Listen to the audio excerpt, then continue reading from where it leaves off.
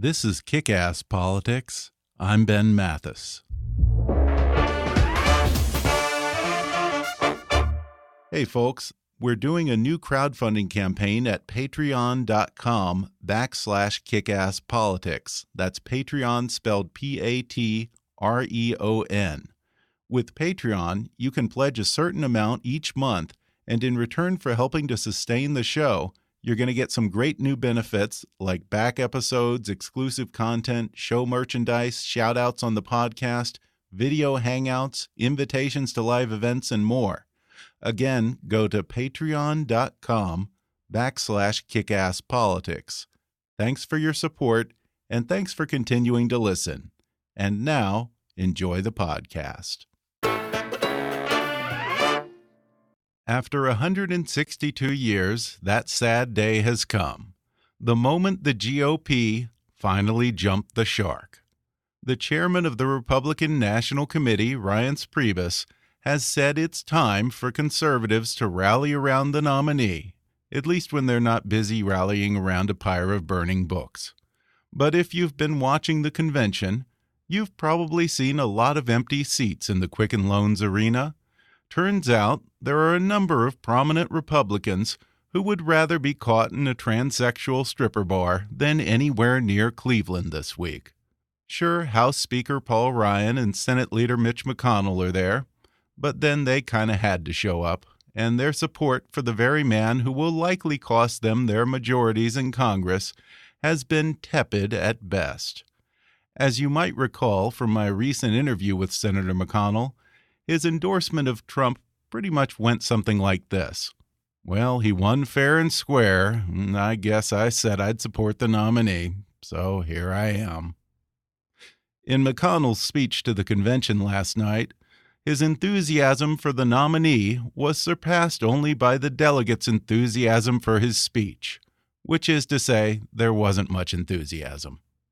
Paul Ryan, who 4 years ago stood on the stage as the vice presidential nominee, mentioned Trump only one time during his 12-minute speech, and then proceeded to repudiate everything Donald Trump stands for, and favored the audience with his best impression of a salmon as he pleaded with Republicans to be the party of inclusiveness, optimism, and opportunity for all.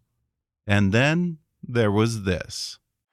If you love our country and love your children as much as I know that you do, stand and speak and vote your conscience. Vote for candidates up and down the ticket who you trust to defend our freedom and to be faithful to the Constitution. Yeah, he did it. As Senator Ted Cruz pulled off the most controversial mic drop in political convention history, all I could think was, holy shit. Now, I've never actually watched HBO's Game of Thrones. I'm not particularly big on fantasy, but I imagine the Red Wedding went something like that. The greatest irony of all is that at a convention bereft of passion and enthusiasm, Ted Cruz, of all the people, seemed downright giddy to be there. But it's telling that the list of Republican leaders who aren't at the RNC this year is a lot longer than the list of those who are. 4 of the last 5 men the party nominated for president have politely abstained from attending, including former Presidents George H.W. Bush and George W. Bush, Senator John McCain, and Mitt Romney, who outright said he will not support Trump as the nominee. The only one who is there is Bob Dole, but he was also overheard shouting "I like Ike" during Melania's speech, so let's face it, he might not know where he is anyway. Dick Cheney is skipping the convention, as is Condoleezza Rice. 18 Republican senators are conspicuously absent, including Rand Paul and Jeff Flake, who actually told reporters he plans to mow his lawn this week. Sarah Palin decided to stay in Alaska. GOP mega donor Sheldon Adelson is elsewhere, mocking Trump's paltry $10 billion net worth, or $2 billion, or whatever it is. 2 of the party's rising stars, Governors Nikki Haley and Susana Martinez, decided to take a powder room break and skip it, but then they've both had less than chummy relationships with DJT, and we all know how well he does with women and minorities. Master of the subtle snub, Ohio's popular Republican Governor John Kasich decided the 2-hour drive from Columbus would put him over the miles limit on his car lease, which in turn ruined the carpool plans of Ohio Senator Rob Portman, so he's sitting this one out as well. And word has it that the descendants of Republican President Grover Cleveland are launching a PR campaign to remind folks that the city where it's all going down was not named after their great-great-grandfather. All of this is to say nothing of the very long list of Republican no-shows who've taken the extra step of publicly denouncing Donald Trump and outright saying they will not vote for him. That's called twisting the knife, kids. I already mentioned Mitt Romney. He's on that list. And both Presidents Bush have said that they will likely write in a candidate or vote Libertarian in November. Jeb Bush has also said he won't vote for Trump. No surprise there. The same goes for Senators Ben Sasse, Susan Collins, and Mark Kirk, who grudgingly endorsed Trump a few months ago, but now says he won't support or vote for him. The Republican governors of Massachusetts, Illinois, and Maryland have publicly said they won't support Trump, along with GOP Congressman Justin Amash, Carlos Curbelo, Robert Dole, Richard Hanna, Reed Ribble, Scott Riggle, Ileana Ros-Lehtinen, and Mark Sanford. Just a few of the previous guests on this show who have now publicly said they absolutely will not vote for Donald Trump include Senator Lindsey Graham, conservative radio host Steve Deese, Michael Reagan, and Senator Mike Lee, who's been at the convention this week actively lobbying the RNC to unbind the delegates.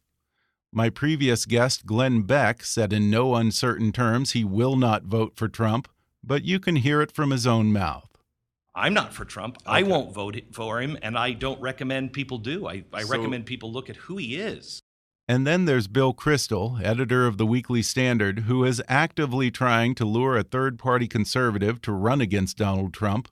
He won't vote for the nominee, and he certainly didn't hold back when he came on the show. When someone very vulgar becomes a central figure in politics, the whole political discussion becomes vulgar. And this is one of the most depressing things for me, the notion that the Republican Party of Reagan and of Bush and of McCain, even Romney, who I wasn't crazy about, but I think is a decent man and ran on a decent platform. The idea that that's going to become the party of Trump. I don't want to vote for Hillary Clinton, and I don't want to vote for Donald Trump. And then there's my guest next week, Ben Shapiro, who's publicly said he won't vote for Trump either. Here's a little teaser of what he says on next week's podcast. Are you going to support the nominee?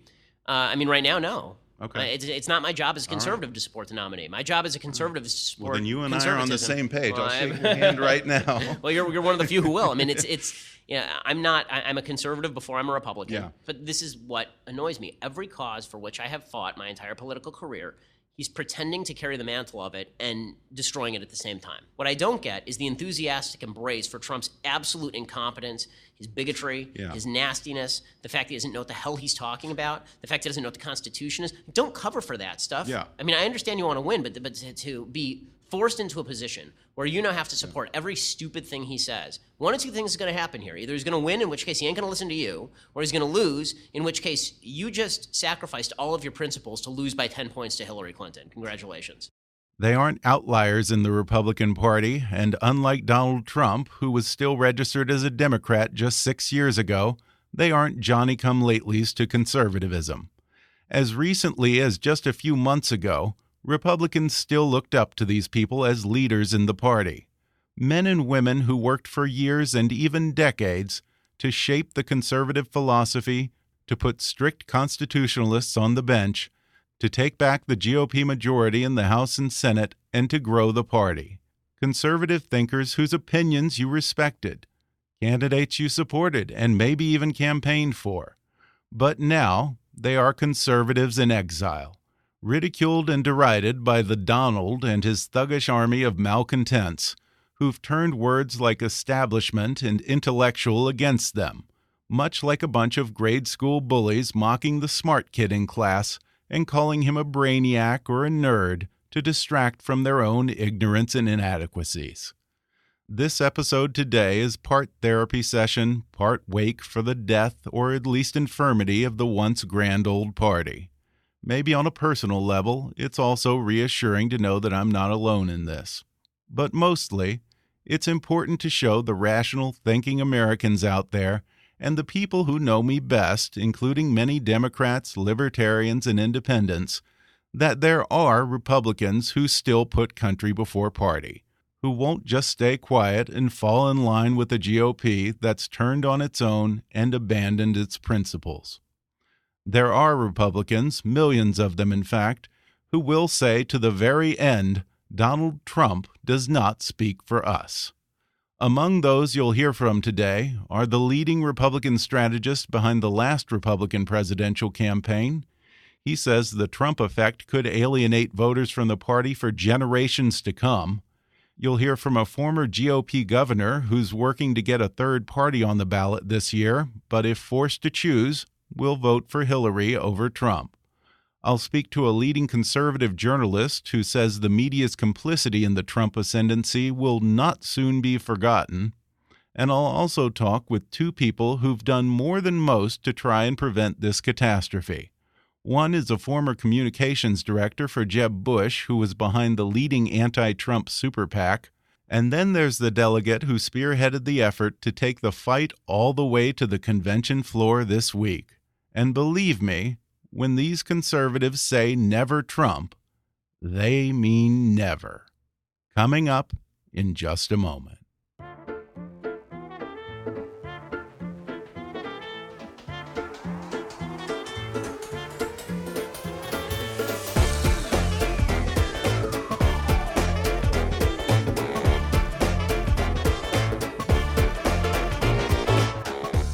From Hollywood to Washington, it's time for Kick-Ass Politics.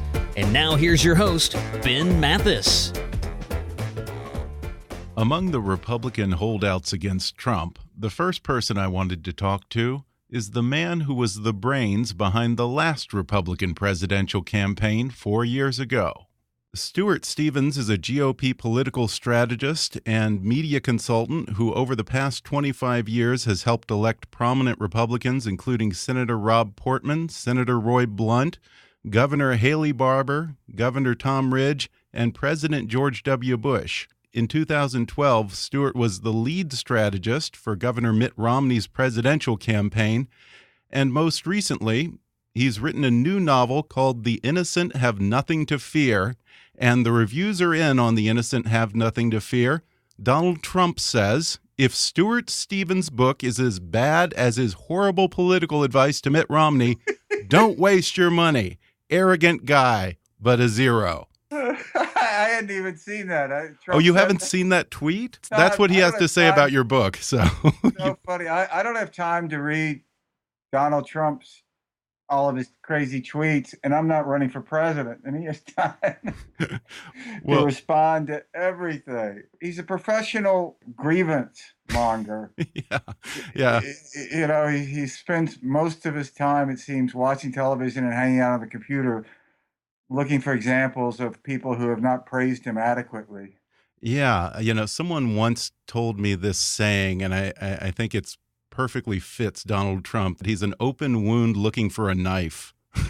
I've never heard that either. That's fantastic. Yeah, well, you were Mitt Romney's lead strategist, and it's strange because I feel like 4 years later, now we're getting Mitt Romney's evil twin. You have a wealthy businessman who's everything that Mitt isn't, because you have the millionaire who got his money honestly, didn't rip off a bunch of people. Then you have the guy who, you know, started Trump University and screwed a bunch of middle-class, hardworking people. You have one guy who's a good family man, loyal to his wife. You have another guy who's had 3 marriages to models. I mean, it's just, you know, one guy who's extremely articulate and very well-informed, knows policy. And then you have another millionaire who's the exact opposite. I laugh every time I hear Donald Trump described as, you know, anti-establishment. He's the essence of the American establishment. Inherited wealth living on Fifth Avenue. Yeah. I mean, the Trump company was started 93 years ago. A lot of people say, oh, Mitt Romney was, you know, not a great candidate and everything. Well, on election day, Mitt Romney's favorables were 50%, his unfavorables 47 for +3, about the same as President Obama. Despite this massive campaign that incumbent president is able to muster. Today, Donald Trump has minus 25 to 30 negatives. by any measure, Trump is a much, much worse candidate. I have to wonder, it must drive you crazy that Romney got completely crucified for his 47% comment, and yet Trump can say anything. In his own words, he can literally shoot someone on Fifth Avenue, and his people will still support him. Two ways to look at that. Trump does say this crazy, disqualifying stuff, but in a way, he doesn't get away with it because only about 33% of the country likes Donald Trump. Yeah. You know, Trump is like a restaurant that has some loyal customers. People go there. Maybe you got engaged there. You like it. You know, the food's not great, but you like it. But that restaurant gets terrible online reviews. And nobody new is going to that. And Trump is not growing. And he spent today, for instance, the day he clumsily announced his vice president, attacking other Republicans. He reminds me of the suicide bomber instructor who stands in front of his class and says, pay attention, I'm only going to do this once. It's just so self-defeating. Yeah, and you wrote a great article in the Daily Beast a couple of months ago called The Republican Myth of the Untapped White Voter. I thought we learned that lesson in the post-mortem from 2012 election. How badly do we need to get beaten for this to sink in? Yeah, it's a really good point, and I give Reince Priebus a lot of credit for going through that so-called autopsy. It's a very hard thing for any organization to be self-critical, particularly an organization that you just led. Yeah. And I thought Reince really did that well. Most of those conclusions were right. I would quibble with some, but the unfortunate thing is the party is going in the complete opposite direction, with every reason to believe it will have disastrous consequences. You can't really argue that there's not a political imperative for a party to represent a larger part of America than the Republican Party in national elections has been able to. You just can't get elected a national election without expanding the Republican Party. Before 1964, Republicans got routinely around 35% of African Americans, which isn't great, but isn't catastrophic. I mean, if you're at 35%, you can foresee getting to 40, and if you're at 40, you can foresee getting to 50.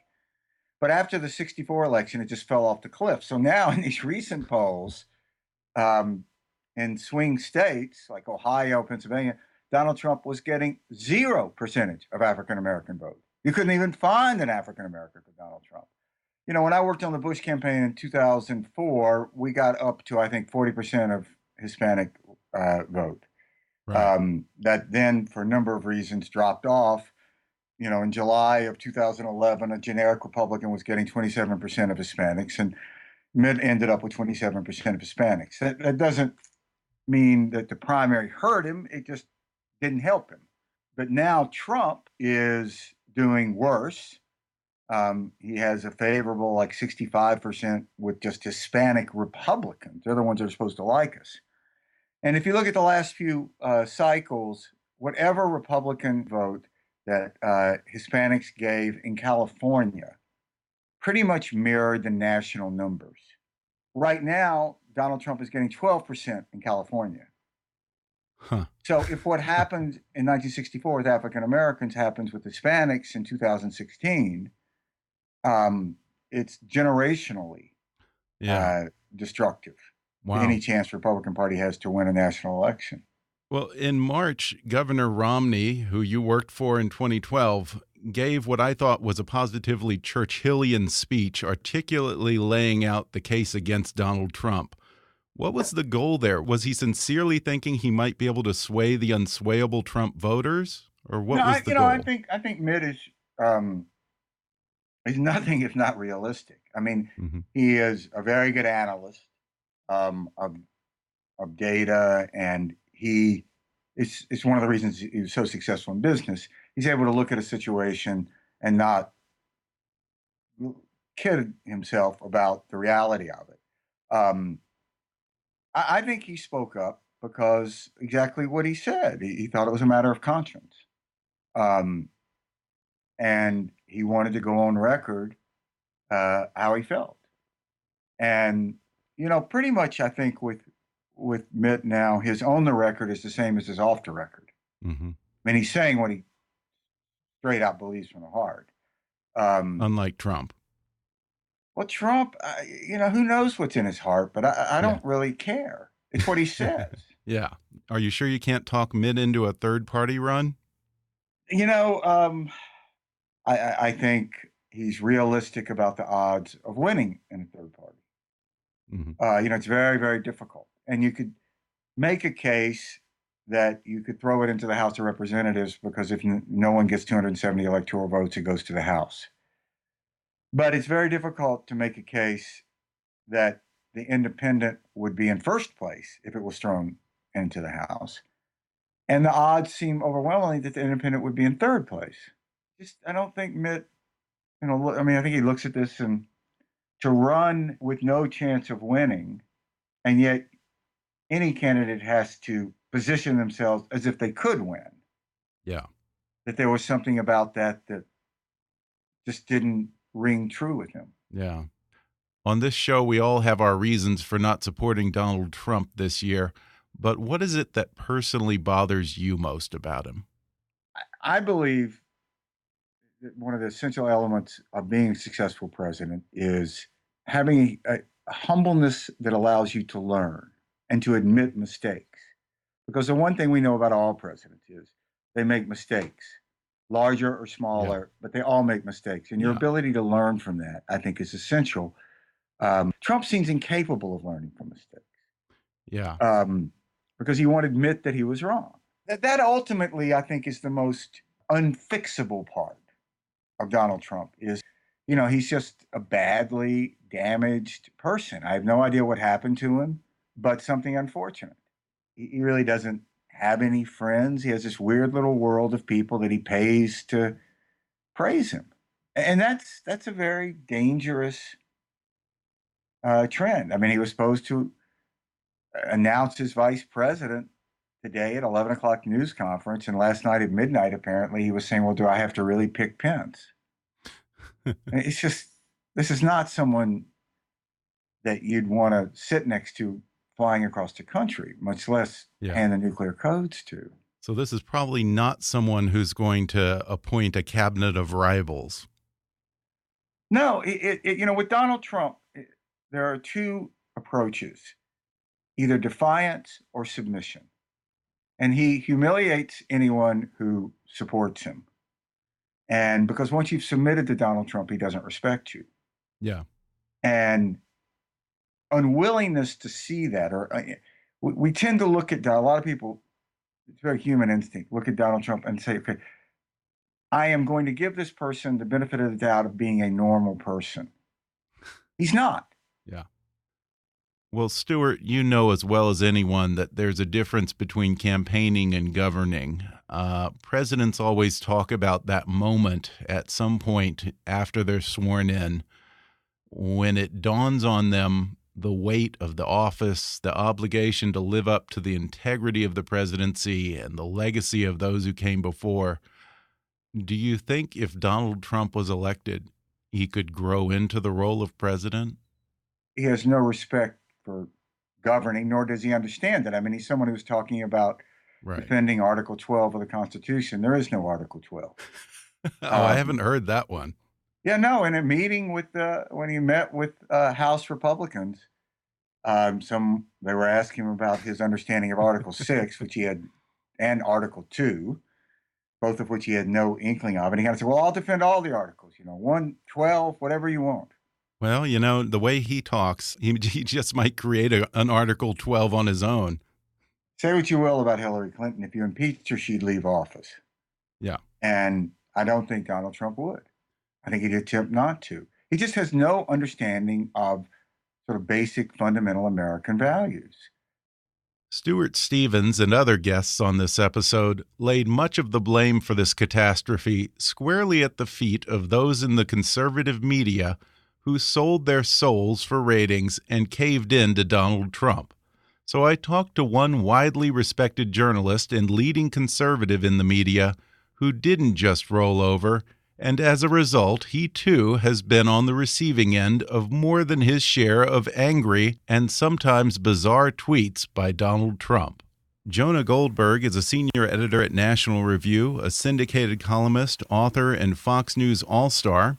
He's also been called a stupid guy, truly dumb as a rock, a dummy, who does a pathetic job and apparently is the reason why National Review is going out of business. You can probably guess who it was that said that about him. Jonah, welcome on the show. It's great to be here, Ben. Thanks. So those are just a few of the things that Donald Trump, the tweeter-in-chief, has said about you on Twitter. I think one of my favorite responses, you said, Donald Trump thinks I'm a pain in the ass. Alas, he doesn't realize that's the fastest route to his brain. Well, so the other thing you left out, though, which I was sure you were going to go there, is I wrote some column about him, and some NBC reporter read it to him, and he did his usual routine of, I went to the best schools, I made all this money, I have all these businesses, and I got to hear this from a guy like that who can't even buy pants. Can't buy pants. I have teams of interns working around the clock trying to figure out what the hell he was talking about, because while I wouldn't claim to be great at buying pants, it's not like it's not what I lead with in job interviews, but at the same time, it's not like my wife gets phone calls from like a Home Depot manager saying, "I'm sorry, Mrs. Goldberg, we found your husband trying to buy pants in the power tool aisle again."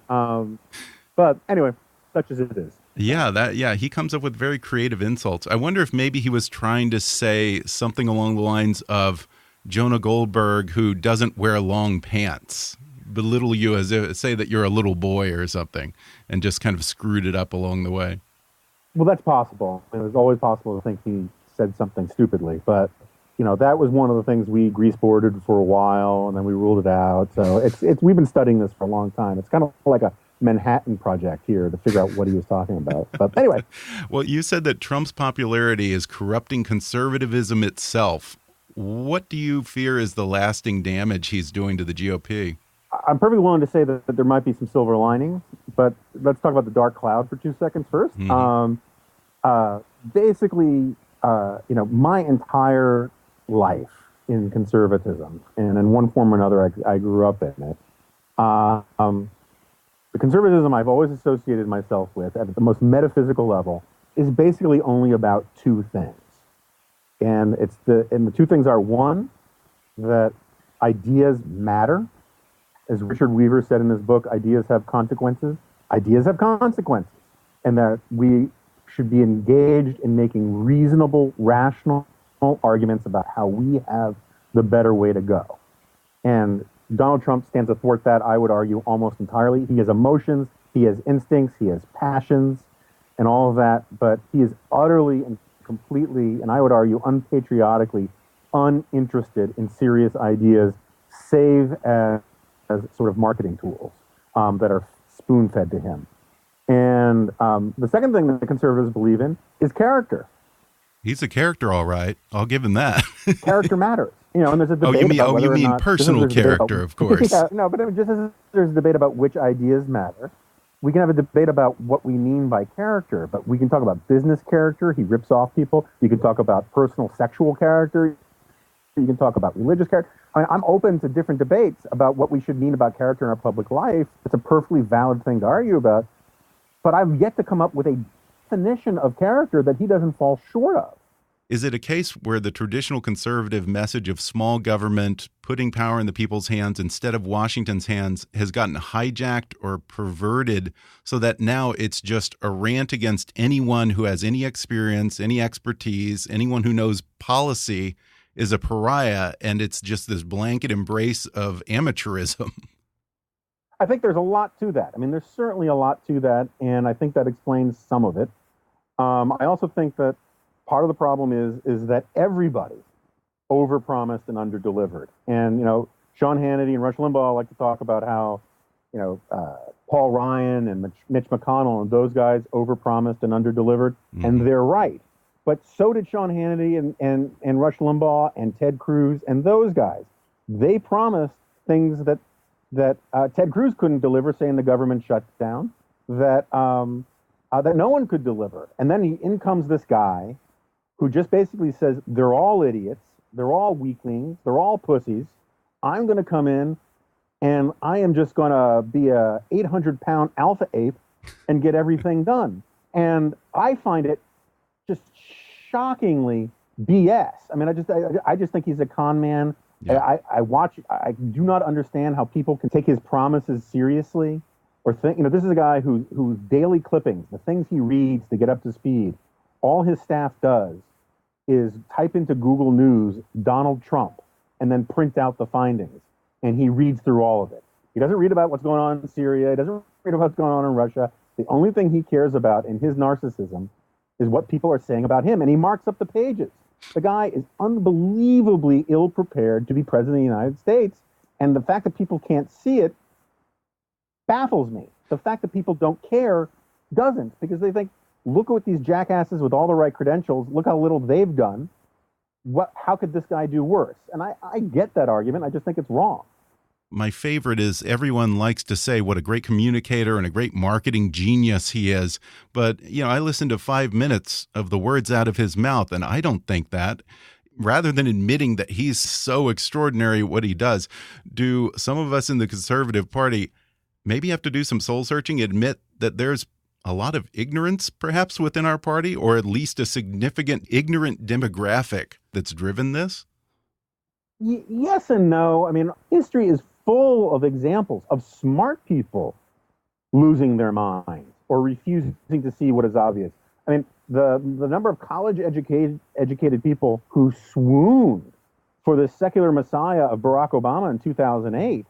True. It wasn't that they're stupid people. It's just that they got ensorcelled. And that's the definition of a charismatic personality, is somebody who you can project all your goals and aspirations on, even though they offer you almost no credible explanation about how they're going to fulfill them. And, it's overdone, but this idea that Trump is sort of a Republican Barack Obama has more merit to it than people want to recognize. I mean, I've been writing about the perils and dangers of populism for a very long time. The only populist movement I ever liked was the Tea Party movement, because I thought they were going to fulfill that ancient libertarian prophecy of taking over the government and then leaving everybody alone. But the problem with populism, historically speaking, populism is anti-ideological, it's anti-intellectual, it's anti-idea. It basically means that the mob is right. As William Jennings Bryan, the most famous populist in American history, said, the people of Nebraska are for free silver, therefore I am for free silver. I will look up the arguments later. And that's the situation that we're facing inside the ranks of the Republican Party and the grassroots. And I understand it. I really understand why people are fed up with the status quo. I understand why they're sympathetic to some of the stuff that Donald Trump is doing. I call it the Trump non sequitur. I agree with almost all of the arguments for Donald Trump. We need to overturn the status quo. We need to sort of move past these sort of stale policy debates. We need to take sovereignty more seriously. We need to take into account the lives of the rank and file, lower middle class who are hurting. I agree with all of that stuff. You just lose me entirely when you then say, and that's why we have to support Donald Trump. As a journalist, what do you have to say about the other media outlets like the Breitbart.coms and the Drudge Reports, who cut off all oxygen to every other candidate whose initials weren't DJT? One thing that Donald Trump has revealed is the enormous number of hacks out there who turns out weren't the conservative purists that we thought they were or that they said they were, but are instead, they like Trump's celebrity, they like his ratings, they like going to Mar-a-Lago, who knows? But they certainly didn't like the pure conservatism that they claimed to like a while back. One can get into a whole sort of very cynical thing about, cui bono, who's paying them and all that kind of stuff. I have no idea any of that kind of stuff. It might just be pure innuendo. But I don't follow Drudge that closely, but I suspect that his support for Donald Trump is partly because he agrees with Donald Trump, partly because he's a huge pot stirrer, and partly because he's very, very close with Ann Coulter, who's essentially the Beria of the Trump world. So that I can understand the Drudge stuff. In terms of Breitbart, I have friends over there. Andrew Breitbart was a very close friend of mine, and I just find it all heartbreaking. And I think that Joel Pollak, who I've always been cordial and friendly with, except for a few Twitter spats in the last few months, who says that it is outrageous and inappropriate for anybody to speculate about what Andrew Breitbart would have believed or not believed is the biggest, wimpiest dodge. Because he clearly knows that Breitbart wouldn't support this stuff, that Andrew wouldn't support this stuff.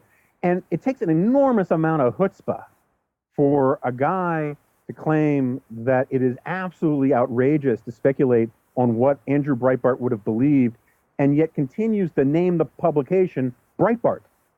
If it has no connection with the man and no connection with his personality and what he believed in, change the friggin' name to Pollock.com or Bannon.com and be done with it. But they want to ghoulishly live off of Andrew's memory, while at the same time sort of shunning and shaming anybody who says rightly and factually accurately that some of the stuff they are doing would embarrass Andrew terribly. Are you more worried that the GOP nominee will lose to Hillary, or are you more worried that he might win? I go back and forth about this every 20 minutes. It's a choice between two crap sandwiches. And the condiments are different. The bread is different. And, look, National Review didn't endorse Kennedy or Nixon in 1960 because neither met the minimal threshold requirements for conservatives. Neither is sufficiently conservative that I'm going to let them speak for me, or that I'm not going to tell the truth about them as I see it.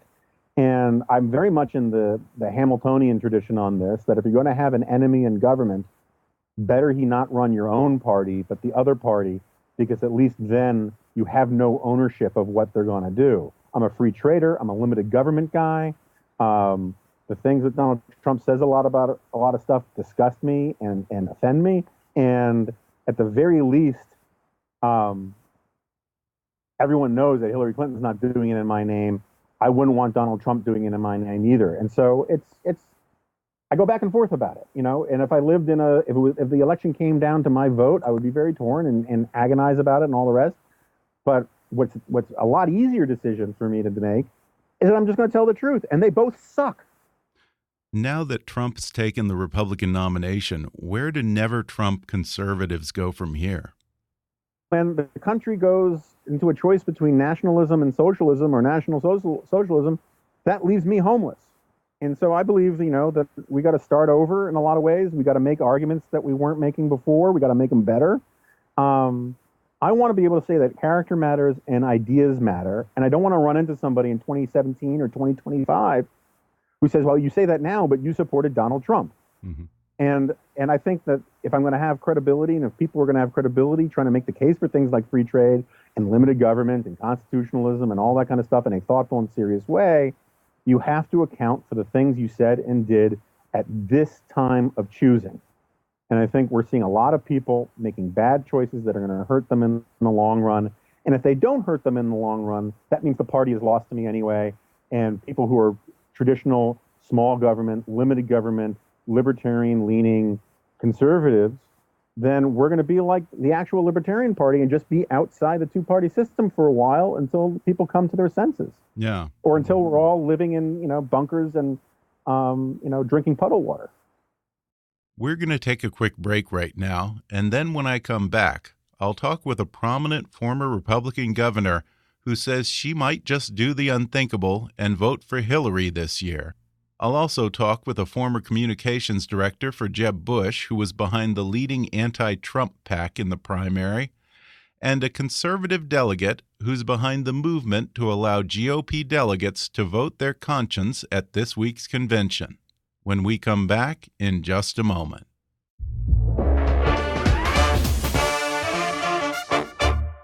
If you enjoyed my earlier conversation with Republican strategist Stuart Stevens, then you'll enjoy his new novel, The Innocent Have Nothing to Fear. It doesn't get more insider than that, folks. And now you can download the audio version of his book for free with a special promotion just for our listeners from Audible.com. Just go to audibletrial.com/kickasspolitics for a free 30-day trial and a free audiobook download, which can be The Innocent Have Nothing to Fear by one of my guests today, Stuart Stevens, or any of Audible's 180,000 titles. That's audibletrial.com/kickasspolitics. or click on the sponsor link on our webpage to download the free audiobook of your choice. And now, back to the show. We're back, and today I'm talking with a number of prominent Republicans who say Donald Trump will never get their support.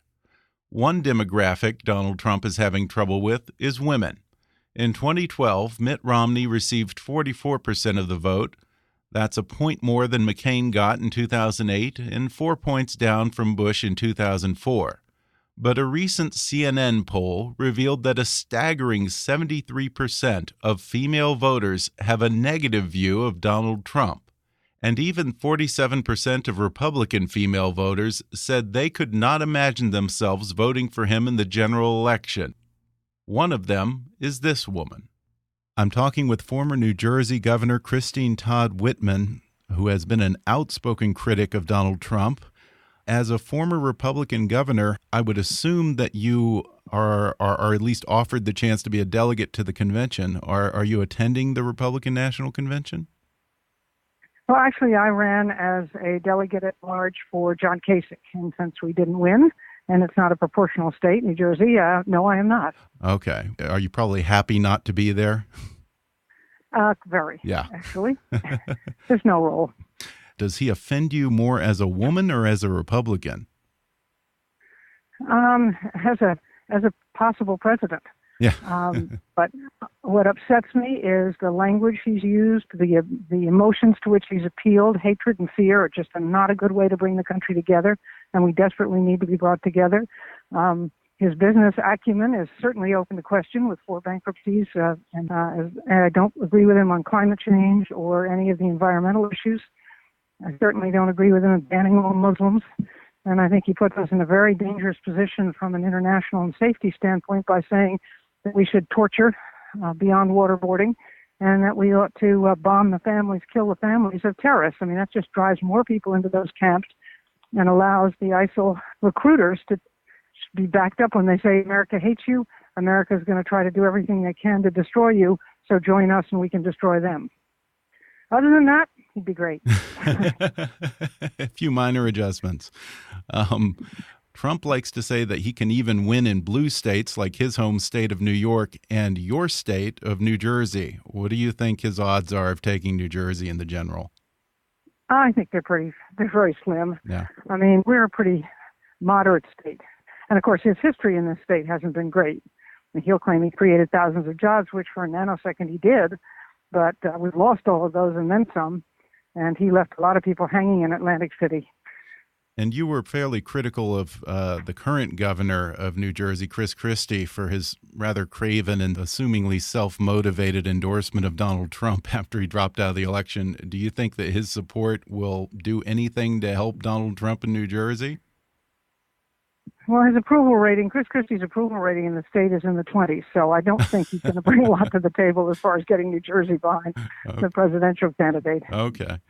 It's almost a foregone conclusion that the Republican Party is going to be changed by this turn of events and at least in some part remade to suit the nominee. Do you still feel that you can identify with the party? It's getting tougher and tougher, and frankly, I think both major parties are going to have to do a real reset after this election. They're both starting to move so far to the extremes that they're really leaving the majority of the American people with no place to go, and that's why, when you have 2 candidates for president, the 2 major party nominees with their negatives way higher than their positives, there's something wrong. We can do better than that in this country. We deserve better if we take it into our own hands, as we being the people who can vote. And we need to start to get really engaged. But I think the winning party would be one that appeals to that central mass of people. It's why, the unaffiliated have been, those are the registrations that have been growing, not Republican and Democrat. One candidate who was hoping to win the nomination in the White House by actually reaching out and growing the party was former Florida Governor Jeb Bush. Of course, we all know how that worked. But I talked with one of the top people on the Jeb campaign who stayed in the fight even after Governor Bush dropped out, working for a SuperPAC that spent millions against Donald Trump. He had some insight on how this whole GOP primary went so horribly wrong. I'm talking with Tim Miller. He was the communications director for the Jeb Bush campaign for president, and then he became a communications advisor for Our Principles PAC, which was the leading PAC spending money and attacking Trump in the GOP primary here. There was a thicker Oppo file on this guy than there has ever been on any candidate that I can possibly think of, and yet none of it seems to matter. I was watching an interview with you where you were outlining a strategy to educate voters. Did voters just not want to be educated? What was the problem there? Two parts of this. Yeah, well, number one, I'm an Oppo guy, so this was unprecedented for me. So there are two answers to your question. One is with the primary electorate, Trump benefited from a fragmented field and from a base that was never going to leave him. All that said, though, I think that he was skilled at creating this brand. It went all the way back to the Obama birther malarkey. Right. And, he built up this kind of alligator skin where, it didn't matter. You could tell his supporters, the Fifth Avenue line where I could shoot somebody in Fifth Avenue, that really tested out in the numbers. I mean, we would go very deep into the Oppo book of all the terrible things about Trump to his supporters, and 1 or 2% would drop off. It was unprecedented, any political polling data I've seen. His racist comments, you go through his bankruptcies, his personal issues. You go through the whole litany of all of the reasons that you wouldn't want Donald Trump to be president, and people who were his supporters were not moved off of him. Now, here are the things that did work, though, and this is why the general election is going to be such a disaster for him. College-educated women, when you go through all of the comments that he's made about women, that turned them off, and we were able to keep them from going to Trump in the primary. It just didn't matter because he had a greater support among all these other demographics. Hispanics, African Americans, millennials, they all are extremely turned off by Trump's comments about a wide range of groups that we could go into. But the problem is there aren't enough African Americans, Hispanics, and millennials voting in Republican primaries. So, that while that Oppo worked on those groups, it didn't hurt him in the primary because, you're mostly dealing with a white male, older electorate in the Republican primary. You were the communications director for the Jeb Bush campaign, and for the longest time, yes, sir, Jeb was the lone voice actually taking on Trump consistently throughout most of the GOP primary. And the other candidates, somebody remembers that. Yeah, and the other candidates, they didn't join the fight until it was really too late. Does that make you mad that everyone was kind of a Johnny-come-lately to the fight that Jeb started? Yeah, well, it makes me mad now when people say that, Jeb didn't do enough or Jeb should have dropped out or it was Jeb's fault. When people try to blame Trump on Jeb, that upsets me because Jeb was months ahead. I remember being in a meeting where Jeb had been the only one attacking him for about a month, and I said, we need to start to take credit for this, because these other guys are going to start doing this soon. That was in November. They didn't start until February. Look, I think that the only way to stop Trump, in my view, in retrospect, would have been collective action at the start from Cruz, Carson, Marco, Jeb, Kasich, whoever I'm forgetting, and everybody going at him in the same way that, we would have had been the same way that everybody would have gone after Jeb had it been Jeb in the lead. But everybody kind of presumed he was going to fall. Yeah, and Our Principles PAC spent, I think, around 17 or 18 million against Donald Trump.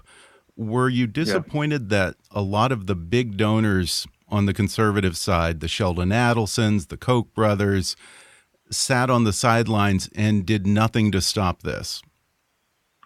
Yes, and elected officials. And look, I think that the Ricketts family, who started this before I even got on board, owner of the Cubs, go Cubs, I'm grateful that they stood out and did this because it was needed.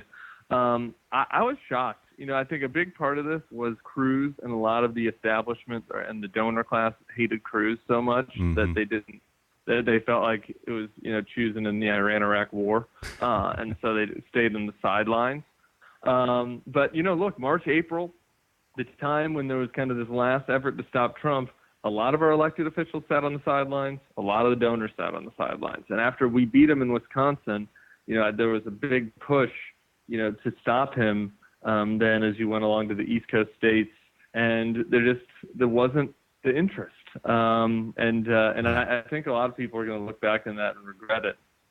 Yeah, and then suddenly the panic set in once it was too late, after everyone had said, oh, he'll implode, let's not take him seriously. And then suddenly, once it's too late, and we're already in the middle of the primary voting, then suddenly everyone's freaking out. And then we go from almost instantly from it being too soon and Trump's going to implode to it being too late to do anything. Yeah. Well, and frankly, some people, we shouldn't forget, got on board with him. And that stuff really hurt. You know, and Chris Christie, I hate to give him credit for anything, but when somebody that has, you know, credibility as a blue state governor, you know, was at one time a rising star, you know, comes out and endorses Trump, that stopped a lot of the bleeding for Trump, and that helped normalize him. Have you talked to Jeb lately? How's he holding up nowadays? Yeah, I talked to him the other day, and he's doing well. Look, I think that it was clear in this election that it was not going to be him. And there's, you know, I think while he wishes he was in this fight, and while I believe and he believes, I think rightly, that you know, if Hillary Clinton is tied with Donald Trump right now, that Jeb would have a pretty healthy lead on her. So that's a little bit frustrating. At the same time, I think he has solace in the fact that if the party was going to go for a Trump, it wasn't going to be Jeb, you know. And I think that sometimes you lose a campaign and you kind of lay up at night thinking, man, if only I'd done this thing different or that thing different, I would have won.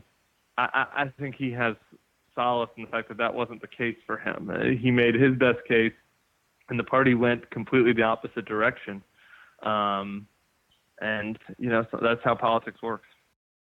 But one person who isn't quite ready to accept the Trump coronation is my next guest, who's taking the fight to stop Donald Trump all the way to this week's Republican National Convention. I'm talking with Kendal Unruh, who is a Colorado delegate to the Republican National Convention and co-founder of the Free the Delegates movement, which has been campaigning to get the Republican National Committee to unbind the delegates and allow them to, quote-unquote, vote their conscience at the convention, or, in other words, vote for someone other than Donald Trump. Kendal, thanks for calling in. Oh, sure. Thanks for the time. You had a bit of a setback last week when the RNC Rules Committee voted down your group's proposal to unbind the delegates. So what's next for you guys? Well, they didn't just vote down the conscience clause. They stripped the party of everything that is remotely conservative. They made sure and guaranteed that the grassroots conservatives in the party never have a voice. And they put all the power back into the hands of the RNC and into the elite establishment. And Donald Trump, the establishment candidate that he has now revealed himself to be, was working in tandem with the RNC, whipping their votes, telling them exactly how to vote on every single rule. Now, when you say the RNC was telling delegates how to vote, are you talking about the RNC chairman, Reince Priebus? What do you have to say about his role in all this? Reince Priebus said, he was 10 feet from me when he said this on an interview, that they laid this issue to bed. No, what they did was they laid us on a bed of nails, and we are hopping mad about it because this is the grassroots element of our party are the ones who comprise the delegation on the floor.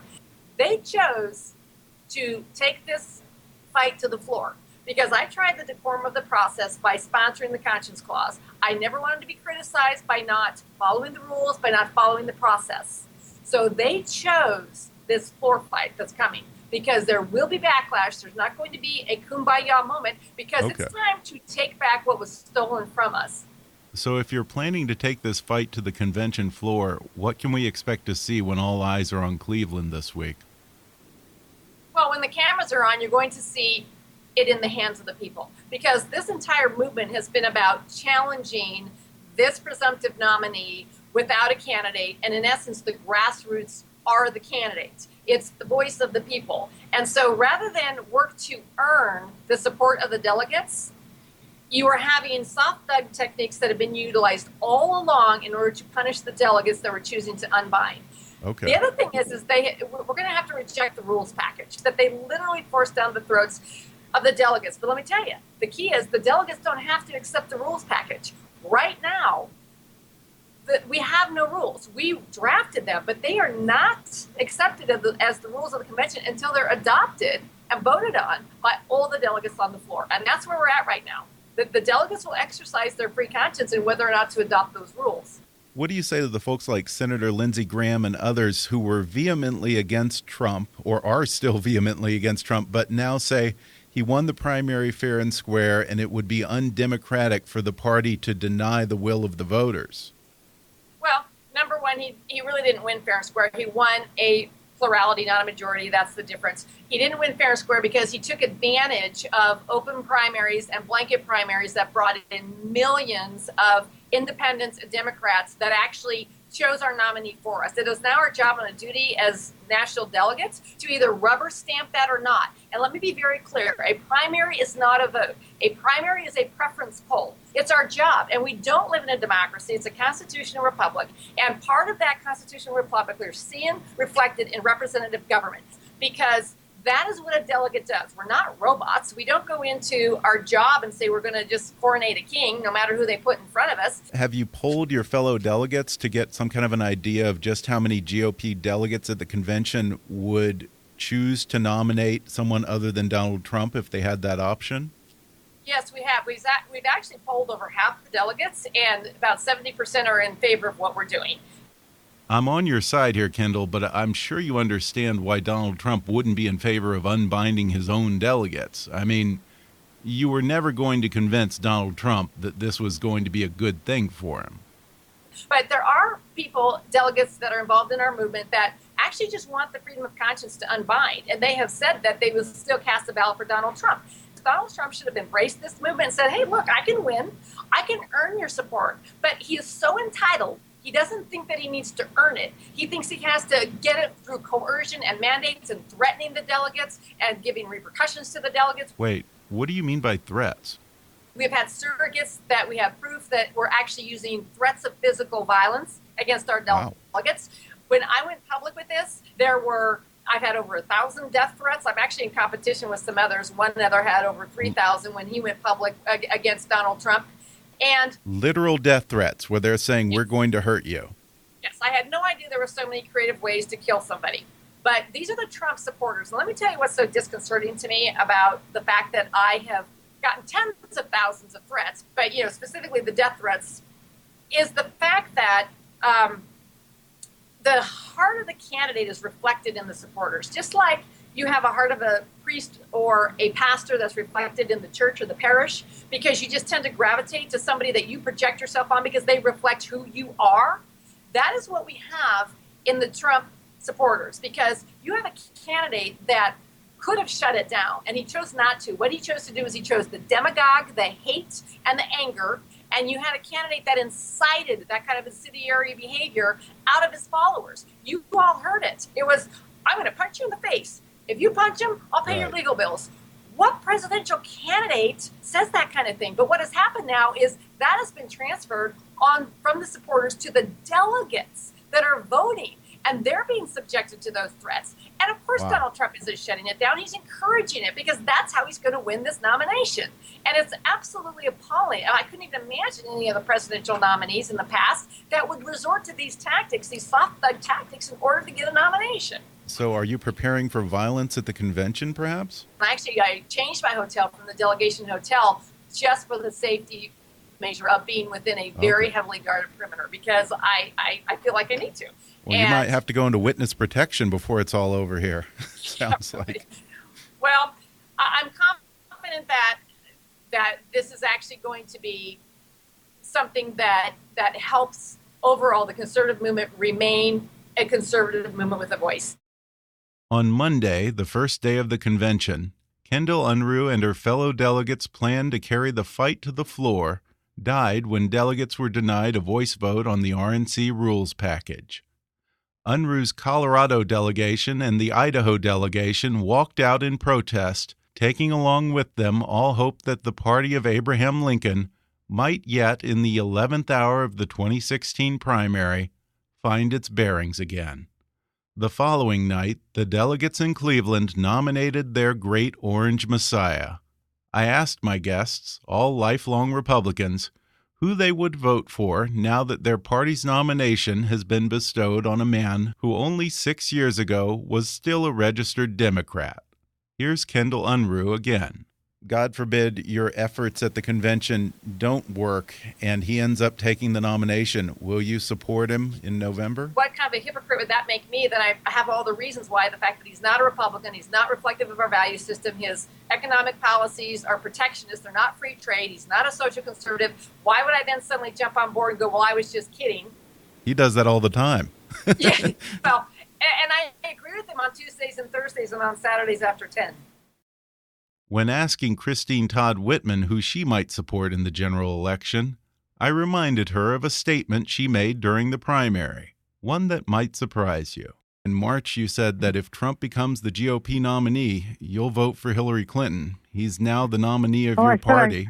Well, I said I could vote for Hillary Clinton. I'm going to watch and see what actually transpires, and I'm supporting something called For a Better America, which is an effort to. Right now, we're on the ballot in 12 states. We need to be on the ballot in 14 states by the 1st of August in order to compete all the way through.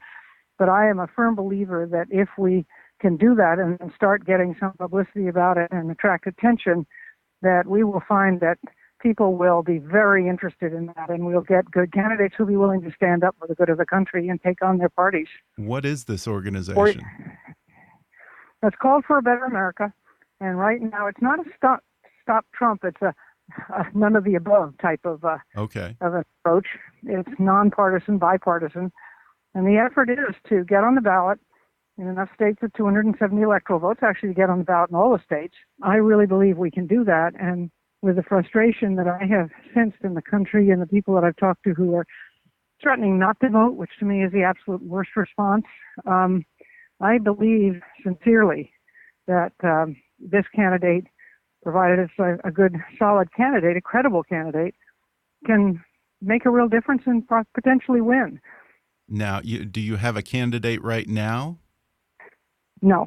There are numbers, I said, who have credible people who have evidence and interest, but until we can prove to them that we are on the ballots and are competitive, it's pretty tough to ask them to do anything much more. Okay. You can't tease any names for us, can you? No, sorry, you can't tease any names out of me.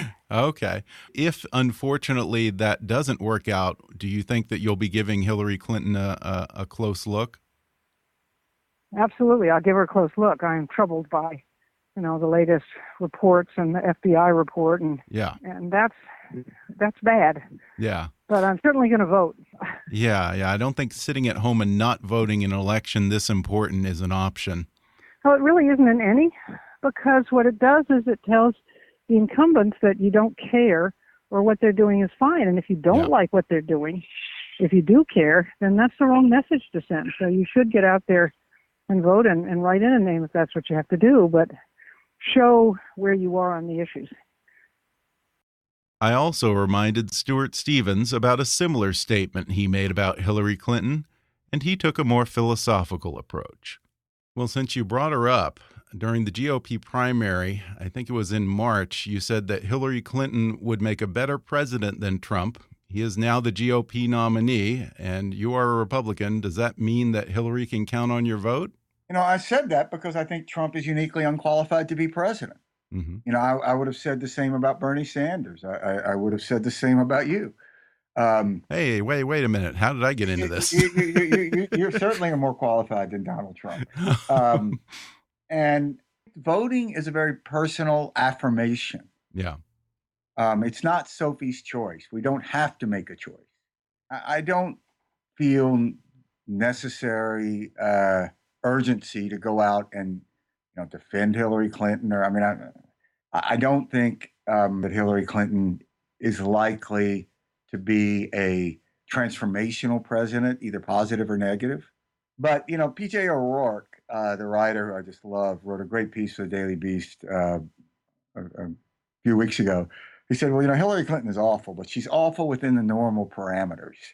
Donald Trump is a flying monkey. Yeah.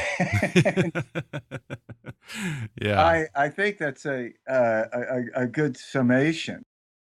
In the end, Stuart Stevens said he'll probably end up voting for the Libertarian candidate Gary Johnson in the general election. Among the Republicans I talked to, Johnson was a name that kept coming up with varying degrees of enthusiasm. National Review's Jonah Goldberg had this to say. I'm assuming that you're not then going to vote for the nominee. I'm not going to vote for either major party nominee. But my vote doesn't matter. I live in Washington, D.C., so... Wait, see, now that's what all you guys keep saying. You guys keep copping out and saying your vote doesn't matter in D.C. Well, look, I mean, it is not exactly a cop-out, given that, what does matter is what I write and say. Right. And what I won't do is let Donald Trump make me a liar. Will you support a candidate? I'll probably write in somebody. I haven't figured it out yet. Maybe Gary Johnson, even though I'm not particularly impressed with Gary Johnson himself. I would like the Libertarian Party to have a little more sway culturally, and it would probably be, if this does go down to defeat, if the Libertarian Party can hit some thresholds to get into debates the next time around, that would make me happy. Tim Miller echoed those feelings about Gary Johnson. I'll probably vote for Gary Johnson. I wish that Gary was putting forth a campaign that felt credible. And I think that he seems to be about 2 steps off of that right now. And so I'm hopeful that he can put together a campaign that gives people a viable third option. I'll probably vote for him anyway. I would never vote for Donald Trump. I mean, he is by far the worst option, in my view. For Tim Miller, as with all of my guests, this November will be the first time since he turned voting age that he will cast a ballot for a presidential candidate who isn't his party's nominee. I asked him if this is a sad moment for him as a Republican. Yeah, it makes me sick to my stomach. Yesterday or 2 days ago, I was in IRI, which is a group that does democracy promotion that was started under Reagan. And, I walked in there and was just overcome with this just disgust, thinking about the fact that this legacy of the Republican Party and the conservative movement of bringing freedom to people throughout the world, like that we've passed this baton to Trump, who seems far more interested in supporting strong men, who criticized the Chinese dissidents fighting for their freedom and said that the people at the tanks needed to be tougher. I mean, it's disgusting. And so, I guess the short answer to your question is I'm sick thinking about it, to be honest. Stuart Stevens summed it up best. I am a sort of pathologically positive person, but I find what's happening depressing. You look at in the 30s, there's a reason America didn't, as so many Europeans did and around the globe, turn to an authoritarian strongman. And partly it was our citizenry and partly it was our leaders. And I think that Donald Trump is out of the political mainstream in this strongman tendency. And there's an ugliness about Donald Trump. I mean, I've been to a lot of Donald Trump rallies, and they're almost always ugly. Donald Trump speaks to that part that's inside all of us that feels, well, that one time you got cheated or you didn't get a fair shot or, whatever it is that kind of rubs you the wrong way. He tries to speak to that and play on it, much as George Wallace did. Yeah. And that's an ugly feeling. And that's why so many people come out of Trump rallies pumped up and sort of spoiling for a fight. I called this episode The Holdouts, but that's perhaps a misleading title because it implies that we might at some point just suck it up, set aside our beliefs, and fall in line behind Donald Trump. That will never happen. I would no sooner put on one of those stupid red trucker hats today than I would have donned a brown shirt in 1938.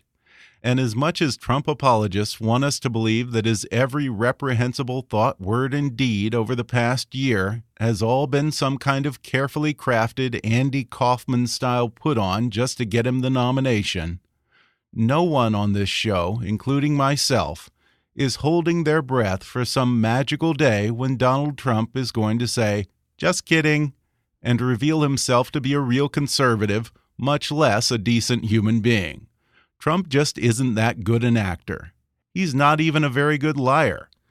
It should be apparent to all by now that Donald Trump simply is who he is. He's not going to change. He doesn't want to change.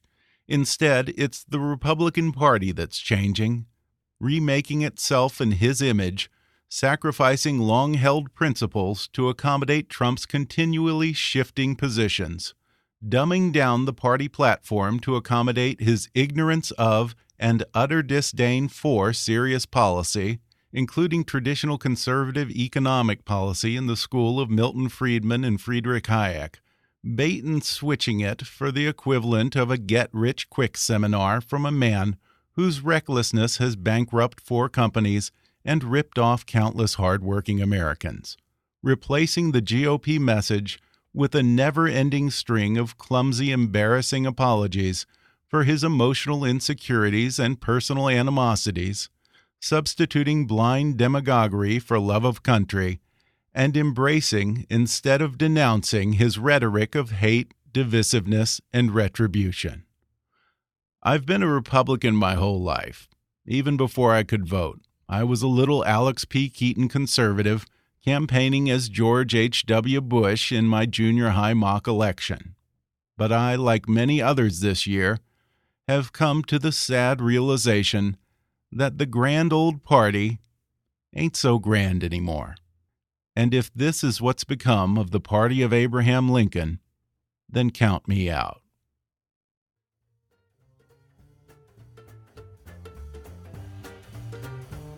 I want to thank my guests again, Stuart Stevens, Jonah Goldberg, Todd Whitman, Tim Miller, and Kendal Unruh for coming on the program. You can follow Stuart Stevens on Twitter at @StuartPStevens or at stuartstevens.com. Stuart spelled with a U, not an E. And order his new novel, The Innocents Have Nothing to Fear, on Amazon, or get the audiobook at audibletrial.com/kickasspolitics.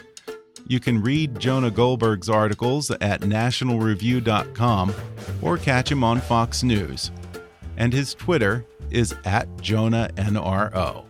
Governor Todd Whitman is also on Twitter. Her handle is @GovCTW. You can also keep up with her at ChristyWhitman.com and support her efforts to get a third party on the ballot at BetterForAmerica.com. Find Tim Miller on Twitter at @TimODC, and you can support his groups at OurPrinciplesPAC.com and AmericaRisingPAC.org. And Kendal Unruh of the Free the Delegates movement is also on Twitter at @ConscienceVoter. I'm not sure if her group will remain active after the convention, but you can check in on them at freethedelegates.com. I thank all of my guests for taking the time during this busy convention week to come on the show. And I also want to thank all of you listeners who sent me flowers and cookie baskets and Amazon gift cards to console me during what has obviously been a disheartening week for me. Actually, nobody sent me anything. But in lieu of cookies or gift cards, you can brighten my day by making a donation to support the show at patreon.com/kickasspolitics. Please subscribe to Kick-Ass Politics on iTunes and leave us a review while you're there. Follow us on Twitter at @KAPolitics or visit Kick-Ass Politics on Facebook. And while you're there, recommend Kick-Ass Politics to your friends on your social media. And as always, I welcome your comments, questions, and suggestions at comments@kickasspolitics.com. But for now, I'm Ben Mathis, and thanks for listening to Kick-Ass Politics.